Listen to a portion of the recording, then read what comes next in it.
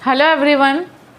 इससे पहले जो मेरा प्रीवियस वीडियो आया था वो भी डैफोडिल्स के ऊपर था, रिटन बाय विलियम वर्ड्सवर्थ। जैसा कि उस वीडियो में मैंने इस पोएम का इंट्रोडक्शन दिया था कि ये एक नेचर पोइट रहे हैं विलियम वर्ड्सवर्थ और ये एक नेचुरल पोइट्री है। डैट मीन्स इसमें पूरा नेचर को क्या बोलेंगे, अगर हम सिर्फ डैफोडिल्स को, फूल को अगर इंडिकेट करें तो वो ज़्यादा बेटर होगा। डैफोडिल्स को लेके ही पूरे पोएम को लिख डाला है। मैंने पार्ट 1 में स्टेंजा 1 को एक्सप्लेन किया था जो इस पोएम का ओपनिंग लाइन्स है। देन आज हम देखेंगे इसके नेक्स्ट पैराग्राफ को।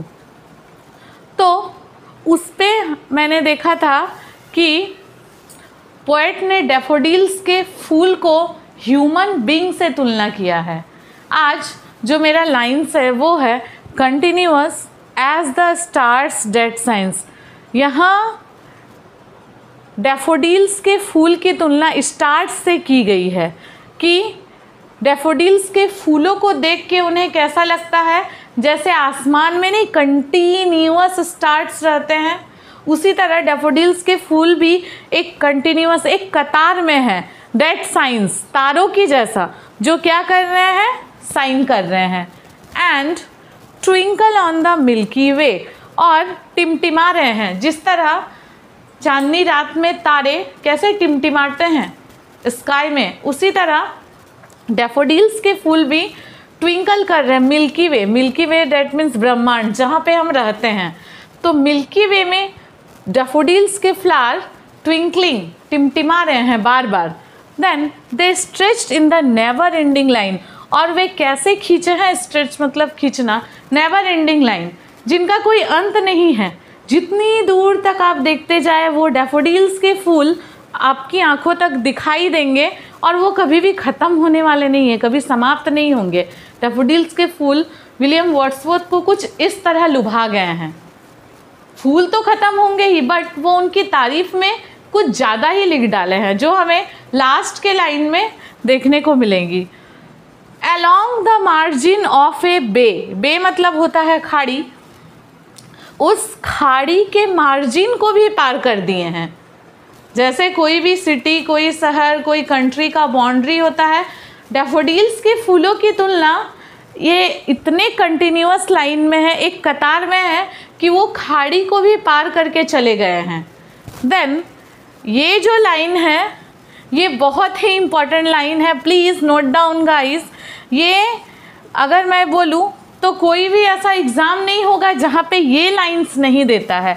आज तक मैंने जितनी भी एग्ज़ाम देखी है उसमें ये लाइन तो पूछता ही है, और ये मन में बैठा लेना है कि ये लाइन है डैफोडिल्स से, और क्वेश्चन पहला यही बनता है कि ये लाइन किस पोएम से है और इसके पोएट क्या है।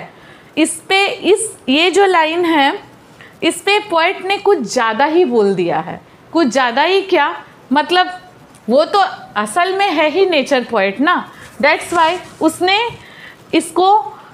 उन्होंने क्या किया है, इस लाइन में बोला है कि 10,000 saw I at a glance. एक नज़र में, ग्लांस मतलब होता है एक बार में, एक दृष्टि में उन्होंने एक बार में 10,000 फूलों को देख लिया है। भला ये भी कभी पॉसिबल है क्या हम एक बार में 10,000 फूलों को देख सकेंगे? और मान लीजिए एक नज़र में हमने देख ही लिया फूलों के गार्डन को, तो उसकी गिनती क्या की जा सकती है कि मैंने कितने फूलों को देखा? एक्चुअली यहाँ एक फिगर ऑफ स्पीच का यूज़ हुआ है। वो फिगर ऑफ स्पीच है हमारा हाइपरबली। आप लोगों ने फिगर ऑफ स्पीच पढ़ाई होगा, उस पर हाइपरबली में कुछ बढ़ा के, adding some extraordinary materials, यहाँ कुछ एक्स्ट्रा ऑर्डिनरी मटेरियल्स यूज़ किया गया है कि पोएट ने एक बार में एट ए ग्लांस में 10,000 फूलों को देख लिया है। Tossing their heads in sprightly dance, और अपने हेड्स को टोजिंग, हिलाते हुए। अब यहाँ फिर एक फिगर ऑफ स्पीच का यूज़ किया गया है। उस फिगर ऑफ स्पीच का नाम है पर्सोनिफिकेशन। यहाँ पर्सोनिफाई किया है। अब फ्लावर भी कभी क्या, पर्सोनिफिकेशन। ये दोनों टर्म भी याद रखना है। Tossing their heads in sprightly dance, फूल जो है, डैफोडिल्स के जो फूल है वो अपने हेड्स को टोजिंग हिलाते हुए स्प्राइटली डांस कर रहे हैं चमक चमक के। तो फ्लावर भी कभी अपने हेड्स हिलाते हैं क्या? जस्ट यहाँ पर्सोनिफाई किया है। क्वेश्चन यहाँ से ऑलवेज पूछा जाता है, भले वो कोई भी एग्ज़ाम हो, 9th 10th 11th 12 ICSE CBSE या कोई भी बोर्ड हो, वॉट एवर डजेंट मैटर, या फिर कोई कॉम्पिटिटिव एग्ज़ाम ही क्यों ना हो, ये लाइन ज़रूर से ज़रूर पूछा जाता है। और जो फर्स्ट का लाइन था, I wandered as a lonely, वो लाइन भी इम्पॉर्टेंट है। देन ये लाइन, इस स्टेंजा में ये line, 10,000 saw at a glance tossing their heads in sprightly dance, यहाँ हाइपरबली का यूज़ हुआ है। देन यहाँ पर्सोनिफिकेशन का यूज़ हुआ है। ये था हमारा पैराग्राफ नंबर 2। अब चलते हैं पैराग्राफ नंबर 3 की ओर। ये हमारा थर्ड पैराग्राफ है। इस पे हम देखेंगे कि the waves beside them danced but they, जो वेव्स, जो लहरें थी वो भी उन डैफोडिल्स के फूलों के साथ डांस कर रही है। But they out did the sparkling waves in Glee, और जो भी वेव्स है, स्पार्कलिंग वेव्स, जो ग्ली चमक रहे हैं वहाँ पे, वो डांस करते करते अपनी एक चमकाहट दिखाना चाह रहे हैं वहाँ पे। A poet could not but be gay, एक पोएट वहाँ सोच रहा है कि मैं यहाँ कुछ भी नहीं कर सकता इन सच ए जोकंड कंपनी। अब पोएट यहाँ करेगा भी तो क्या करेगा? जोकंड का डेट मीन्स है चीयरफुल, यहाँ जोकंड मीनिंग हो रहा है चीयरफुल कंपनी में। यहाँ एक पोएट बोल रहा है कि a poet could not be gay, वो उस फूलों को, डांस को देख के इस कदर मोहित हो चुका है कि अब वो कुछ भी नहीं कर सक रहा है वहाँ पे, और वो एक चीयरफुल कंपनी बन के रह चुका है अब। I gazed and gazed but little thought, poet यहाँ कह रहा है कि मैं उसके डांस को देख के, डैफोडिल्स के डांस को देख के तो एक चीयरफुल कंपनी बन चुका हूँ, बट फिर भी वो बार बार उसको गेज्ड, उसको निहार रहा है, एंड गेज्ड, और निहारते ही चला जा रहा है। बट लिटिल थॉट, लेकिन अचानक उसके माइंड में एक थॉट आता है। थॉट क्या आता है कि what wealth the show to me had brought, आखिर मुझे यहाँ क्या फ़ायदा हुआ, मैंने यहाँ कितना रुपया कमाया, मुझे क्या संपत्ति मिल गई, मैंने जो इतनी देरी से डैफोडिल्स के फूलों को निहारा, उसके बारे में इतनी सुंदर सुंदर लाइनें लिखी, लाइनें लिखने के बाद उसे एक पोएम के रूप में सजा दिया, बट अचानक उसके माइंड में एक लिटिल थॉट आ जाता है।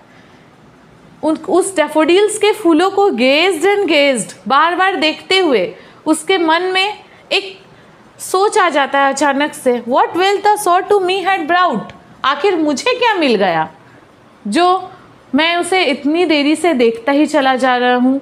पोएट को क्या मिला? चलिए चलते हैं पैराग्राफ नंबर 4 पे। लास्ट पैराग्राफ हमारा ये है। इस पे पोएट ने जो प्रीवियस पैराग्राफ था, थर्ड पैराग्राफ, उस पे ये कह के छोड़ा था कि मुझे क्या मिल गया आखिर उस डैफोडिल्स के फूलों को बार बार देख के। तो यहाँ हमें पता चलेगा इस पैराग्राफ में आखिर पोएट को क्या बेनिफिट हुआ।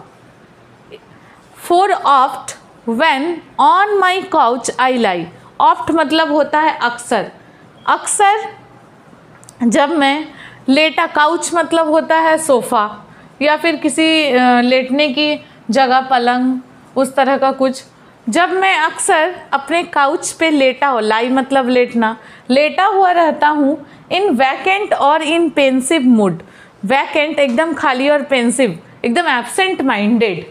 तो उस समय क्या होता है कि जब पोएट अपने काउच में अकेले, वैकेंट, खाली और एकदम एब्सेंट माइंडेड लेटे हुए रहते हैं, दे flash upon that inward eyes, तो उनके मन में वो जो डैफोडिल्स के फ्लावर का जो एक फ्लैश, दैट मीन्स एक इमेज बना हुआ जो उसके मन में रहता है, वो इमेज आ जाता है उसके मन में। उनका मन कोई नेगेटिव चीज़ों के प्रति आकर्षित नहीं होता उस समय। जस्ट इमेजिन गाइस, जब हम अकेले कहीं बैठे हुए रहते हैं या अकेले घर में हमारे आसपास कोई होता नहीं हमसे दो बात बोलने के लिए, उस समय हमारा ध्यान सिर्फ नेगेटिव चीज़ों की ओर ही जाता है। ये निश्चित है, ये हम सभी के साथ होता ही है। तो पोएट बोलते हैं कि ऐसे सिचुएशन में मुझे वो डैफोडिल्स का फूल भी पॉजिटिव चीज़ों के तरफ ही आकर्षित करता है। मेरा ध्यान नेगेटिव व्यू की और नेगेटिव थॉट्स की ओर ना जाके बार बार पॉजिटिव के थॉट की तरफ ही जाता है। Which is the bliss of solitude, जो मुझे सॉलिट्यूड, अकेलेपन में एक ब्लिस, एक आशीर्वाद की तरह लग रहा था उन्हें। And then my heart with pleasure fills, और उस समय जब मैं अकेले उन डैफोडिल्स के फूलों के इमेज को फील करता हूँ तो उनका हार्ट जो है वो प्लेजर, खुशी से फील्स भर जाता है। And dances with the daffodils, और वो खुद भी उस डैफोडिल्स के फूलों के साथ डांस करने लगते हैं। सोचिए किस तरह का पोएम विलियम वर्ड्सवर्थ ने लिख डाला।